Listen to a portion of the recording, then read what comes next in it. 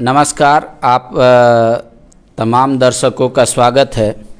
इस वक्त जुड़ने के पीछे की वजह भी है और वो कैप्शन से भी आपको क्लियर हो रहा होगा। दरअसल जो ईडी दफ्तर में पिछले 7-8 घंटों से साहेबगंज के डीसी से पूछताछ हो रही थी, अब वो वहाँ से निकल चुके हैं। लेकिन सबके जहन में एक ही सवाल है कि क्या क्या वो संभावित सवाल हैं जो डीसी साहब से पूछा गया, उनका जवाब उन्होंने किस स्तर पे दिया। आपको बता दें, ये पहला मामला है जिसमें आईएएस लेवल को बुलाकर इलीगल माइनिंग में पूछताछ की जा रही है ईडी के द्वारा। इस सब के बीच जो झारखंड सरकार ये कह रही है कि या उनका ये मानना है कि हमारे अधिकारी को इस तरीके से बुला के ईडी पूछताछ नहीं कर सकती, तो अभी वो मामला सुप्रीम कोर्ट के बाद हाई कोर्ट आया है, वो अलग चल रहा है। लेकिन क्या कुछ हुआ, आज का दिन कैसे रहा, पूरा ईडी फिर से एक बार सुर्खियों में, वो सब आपको बताएंगे मेरे सहयोगी संजय रंजन हैं। संजय, जब डीसी आज आए ईडी दफ्तर, पहला उनका बॉडी लैंग्वेज कैसा लगा आपको देख के? कॉन्फिडेंस से थोड़ा कॉन्फिडेंस हिला हुआ था या मतलब सामान्य जो एक अधिकारी आईएएस रहता है वैसे ही दिखे? नहीं, अगर तस्वीरों में देखेंगे या फिर जो दर्शक अब तक देख रहे होंगे तो जाहिर सी बात है कि ईडी का नाम सुनते ही लोगों के मन में एक दूसरी स्थिति जो है उनके चेहरे पे वो दिखने भी लगती है भाव से। तो डीसी साहब आए थे, उनको बुलाया गया था। अभी जो बड़ी खबर यही है कि डीसी साहब से पूछताछ के बाद उनको छोड़ तो दिया गया है, लेकिन फिर से 6 फरवरी को जो है उनको बुलावा ईडी के तरफ से दिया गया है। जब वो ईडी दफ्तर से निकल रहे थे तो साथ ही साथ एक तरीके से उनको आने का न्योता भी दे दिया गया कि आप फिर से जो है 6 फरवरी को आइए। उसी दिन इरफान अंसारी से भी पूछताछ होनी है, विधायक कैश कांड वाला मामला लेकर के। इसमें जो आप जो जिस तरीके से बोले बाबा कि ये पहले आईएएस हैं जिनसे ये पूछताछ हो रही थी, तो दर्शकों को ये लग रहा होगा कि निलंबित आईएएस पूजा सिंघल से भी तो मामला तय है। दर्शकों को समझाना इसलिए जरूरी है कि पूजा सिंघल के पास जब ईडी पहुंची थी तो वो मनरेगा से संबंधित मामले में पहुंची। ये पहले आईएएस हैं जिनको सम्मन करके बुलाया गया है अवैध माइनिंग वाले मामले को लेकर के। तो इनसे जो सवाल है उसके पीछे का कई सारे वेस हैं, जो कि पहले से झारखंड सरकार के कई सारे ऐसे नोटिफिकेशन हैं जिसमें यह बाकायदा कहा गया है कि अगर अवैध माइनिंग हो रहा है, चाहे वो पत्थर का अवैध बालू उठा हो रहा है या फिर इस तरीके की जो भी प्रक्रिया अवैध तरीके से जो जिलों में हो रही है, उसके लिए डीसी और एसपी जिम्मेवार होंगे। तो एक बेस तो ये रहा कि ये जो, चूंकि देखिए ये जो रामनिवास यादव हैं, मुख्यमंत्री हेमंत सोरेन जैसे ही पदभार संभाले उसके 3 महीने के बाद ही जो है 2020 में ये साहेबगंज के डीसी बन गए और अब तक वो डीसी के पद पर वहाँ पे हैं।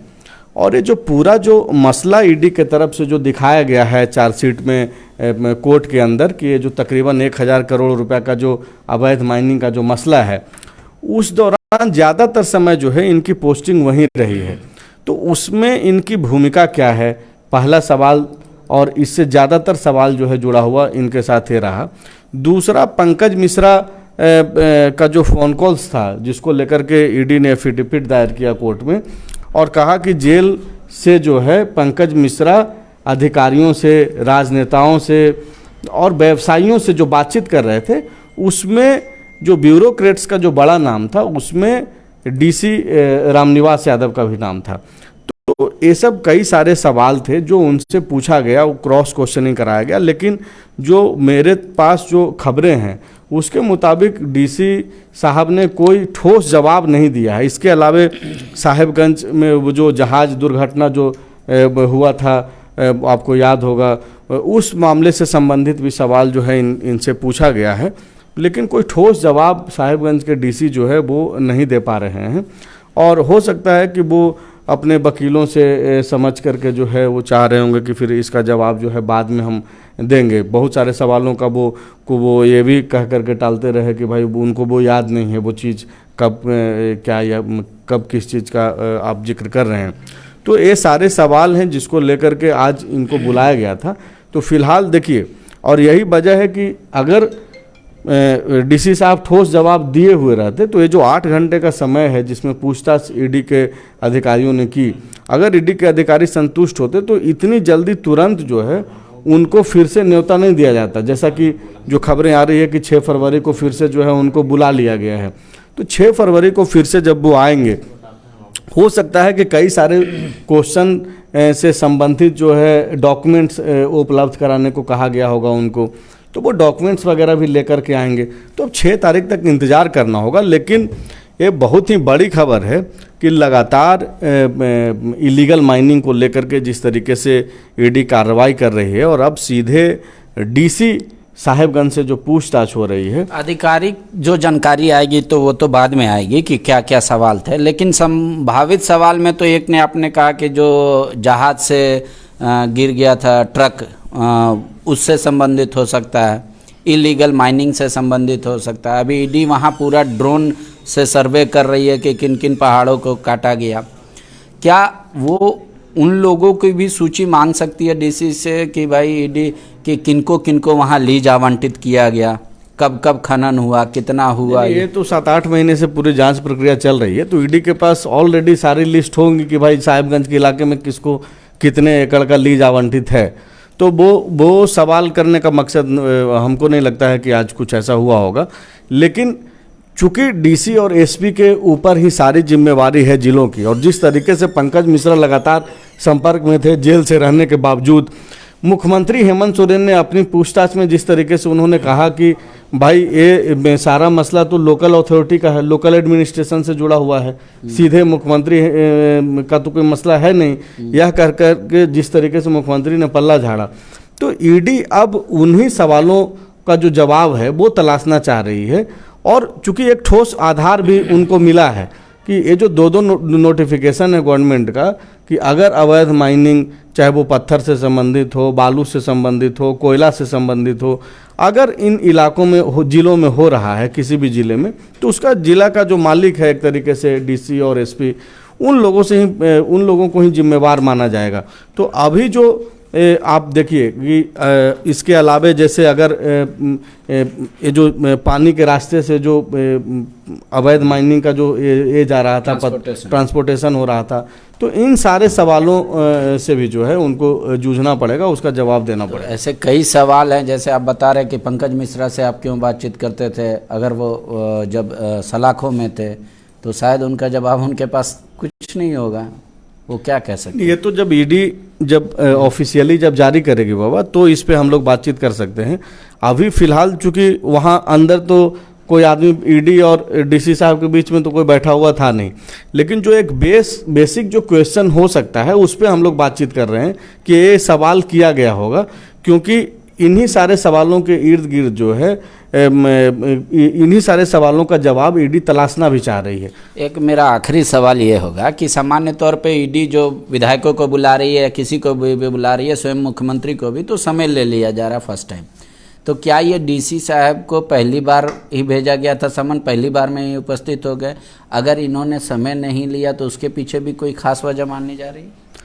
नहीं, इन्होंने समय नहीं लिया। देखिए, समय नहीं लेने के पीछे का खास वजह मुझे जो लगता है, आपको सुप्रीम कोर्ट का एक जो डिसीजन आया, जिसमें आपको याद होगा कि अधिकारियों को बुलाने से संबंधित मामले को लेकर के राज्य सरकार गई थी सुप्रीम कोर्ट, और बाकायदा ये बोला गया था कि ईडी हमारे अधिकारियों को जो है, हमारे प्रशासनिक अधिकारियों को बुला करके पूछताछ कर रही है, जो कि ईडी के पावर से बाहर का मसला है। तो उसमें सुप्रीम कोर्ट ने बाकायदा यह कह दिया कि इसको लेकर के आप हाई कोर्ट जाइए और हाई कोर्ट डिसाइड करेगी कि क्या करना है और नहीं करना है। लेकिन हाई कोर्ट का जो मिजाज है इस सारे मसले को लेकर के, तो राज्य सरकार अवगत है कि हाई कोर्ट से होना क्या है। यही वजह है कि कल देर शाम तक एक असमंजस की स्थिति बनी रही कि डीसी साहब आएंगे कि नहीं आएंगे। लेकिन कल शाम में ही तकरीबन 10-11 बजे रात तक ये क्लियर हो गया था कि डीसी साहब आ रहे हैं और वो ईडी के सवालों का सामना भी करेंगे। तो राज्य सरकार भी ये समझ रही है कि हाईकोर्ट से इस तरीके के मसलों पे जो है कोई राहत नहीं मिलने जा रही है। तो जब सुप्रीम कोर्ट ने यह सीधे कह दिया कि आप हाई कोर्ट जाइए, तो और कोई ऑप्शन नहीं था। अगर वहाँ से कुछ सरकार के मन मुताबिक कुछ निर्णय होता या फिर टिप्पणी आती, तो फिर राज्य सरकार इस पे अपना विचार करती कि भाई करना क्या है। तब डीसी साहब को रोका भी जा सकता था कि भाई अभी आप रुकिए। लेकिन तो माना जाए कि अब 6 तारीख को जब फिर से डीसी आएंगे, इनसे पूछताछ जब कंप्लीट होगा तो और कई वहाँ के व्यवसायी को बुलाया जा सकता है, और कोई माइनिंग अफसर या सीईओ इस टाइप के लोगों से फिर और पूछताछ जारी हो सकती है। ये तो इस पर निर्भर करेगा कि डीसी साहब कितना खुलते हैं, क्या क्या जवाब देते हैं, और क्या उनके जवाब से ईडी संतुष्ट होती है कि नहीं होती है। अगर ईडी के सवालों का डीसी साहब सही सही जवाब दे देते हैं और ईडी संतुष्ट हो जाती है, ईडी को अगर लगता है कि नहीं इसमें इनका इन्वॉल्वमेंट कुछ नहीं है, तो फिर मसला आगे नहीं बढ़ेगा। अगर डीसी साहब किसी का नाम लेते हैं, वो ये बताते हैं कि किसी का दबाव है, तो फिर हो सकता है कि मामला आगे बढ़ेगा। तो ये तो डिपेंड करेगा कि ईडी किस तरीके से जो है कोर्ट में अपनी चीज़ों को रखती है। जो जो चीज़ें अभी घट रही है ईडी दफ्तर में, वो जब ईडी कोर्ट के पास जब जाएगी, अपनी सारी बातों को रखेगी एफिडेविट के जरिए, तो फिर हम लोग उसको फिर से लेकर के आएंगे। शुक्रिया। तो आप समझ लीजिए 2 तरह की बातें हैं। एक तो कि अननोइंगली, मतलब डीसी के बिना संज्ञान के भी कोई काम हो रहा था, तो क्या उनके उसके लिए रिस्पॉन्सिबल ठहराया जा सकता है। दूसरी बात कि अगर जानबूझ के किसी को संरक्षण देने की कोशिश हो रही थी तो भी मामला बनता है। अब 6 तारीख को आते हैं, ईडी क्या आधिकारिक जानकारी देती है वो भी हम आपको बताएंगे। लेकिन 6 तारीख को इरफान अंसारी को भी बुलाया गया दूसरे मामले में, जो सरकार गिराने से संबंधित था, जो कैश कांड मामला कलकत्ता से जुड़ा है।